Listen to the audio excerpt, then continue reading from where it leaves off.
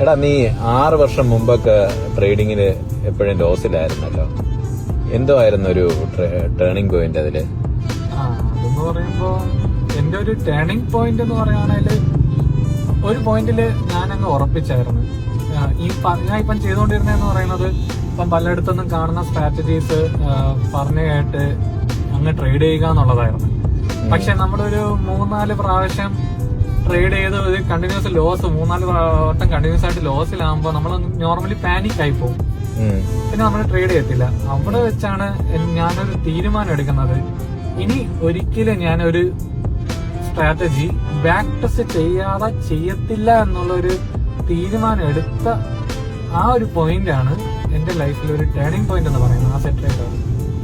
അതിനുശേഷം ഞാൻ സ്വന്തമായിട്ട് രാത്രിയൊക്കെ ഇരുന്ന് മാനുവലായിട്ട് ഓരോ വർഷത്തെ എടുത്ത് ബാക്ക് ടെസ്റ്റ് ചെയ്ത് നോക്കി ഒരു 2-3 months അതിന് വേണ്ടി ഞാൻ ഇരുന്ന്. അതിനുശേഷമാണ് എന്റെ ഫസ്റ്റ് പ്രോഫിറ്റബിൾ മന്ത് ആയിട്ടുള്ളത് ആക്ച്വലി.